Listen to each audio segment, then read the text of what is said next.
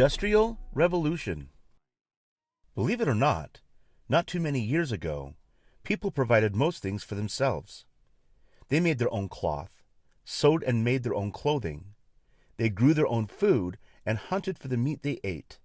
If a person had a skill, like woodworking or working with metal, or maybe sewing and spinning and weaving fabric, or trapping animals for their pelts and skins, that person would trade these goods and services for something that they could not do or did not have.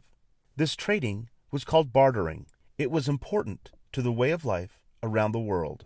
At one time, most people used hand tools or simple machines powered by hand or pulled by animals to make the things they needed for everyday life, from making clothes, furniture, and other goods, to growing and producing their own food.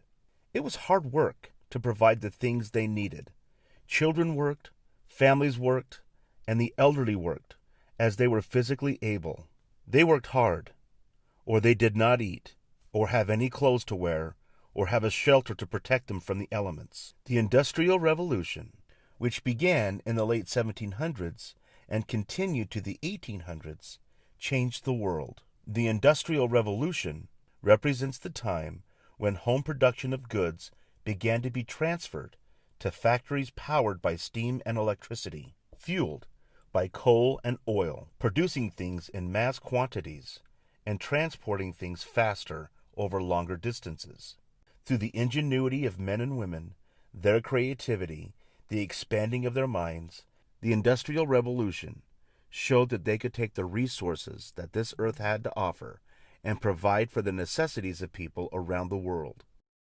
The birthplace of this revolution took place in Great Britain, where there were many more resources such as coal and iron ore needed to power the machines inside the factories and industrial plants. Great Britain was sending and selling many of their products to the people of the United States. However, this all came to a halt due mostly to the Embargo Act of 1807, which ended the import and export of products from other countries. In addition, the War of 1812, when the U.S. went to war against Great Britain, forced America to seek ways to become more independent and not rely on other countries for products that they needed. The Embargo Act and the war led to the expansion of transportation, the efficient and additional use of electricity, and industrial processes that increased the production of goods in America. The Industrial Revolution brought many important events, inventors, and inventions. Thank Eli Whitney for inventing the cotton gin in 1794. The cotton gin increased the speed of separating the cotton seeds from the fiber, which was normally done by hand using a spinning wheel.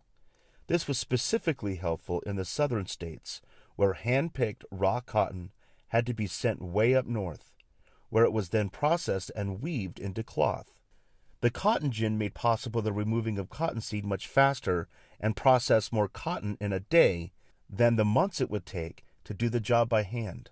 This led to the growth of the textile industry throughout the New England states. The cotton gin invention also helped Eli Whitney come up with the idea to use interchangeable parts, standard parts which would be used on different types of machines and lower the cost and improve efficiency in manufacturing. The first interchangeable part Whitney produced was used for firearms used by soldiers in that era.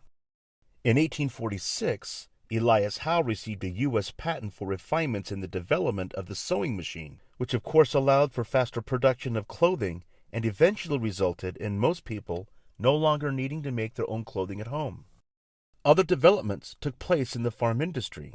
Better machines were produced, such as the reaper in 1831, allowing the harvesting of grain to be faster and cheaper.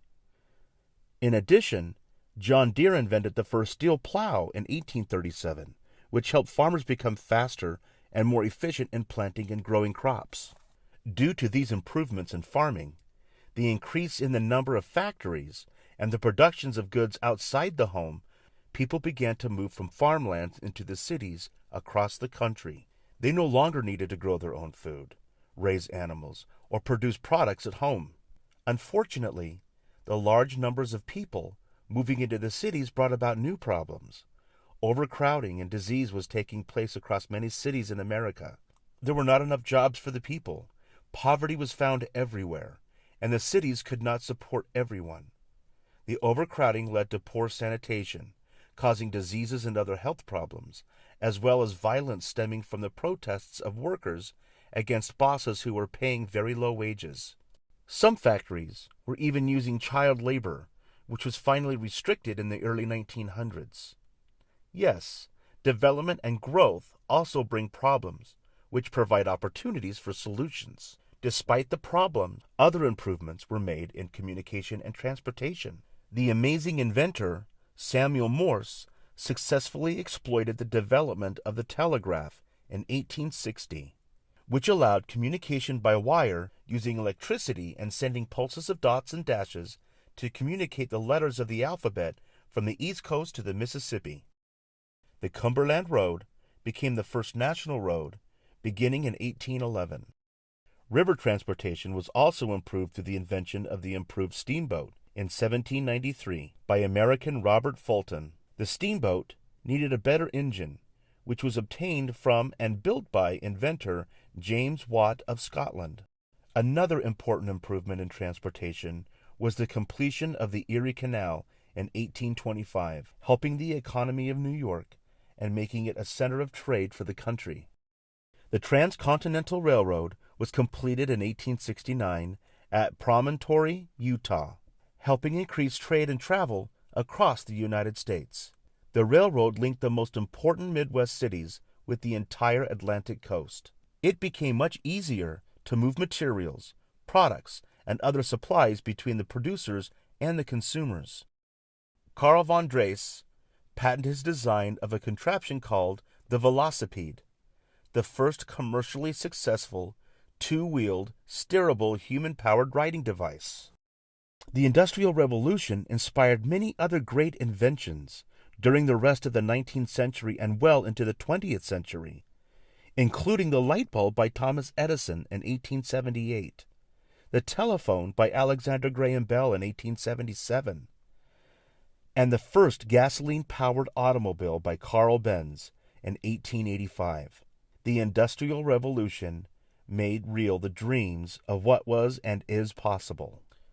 Today, everything we enjoy and need came through the great developers and inventors of the Industrial Revolution: automobiles, airplanes, cell phones, and even air conditioning.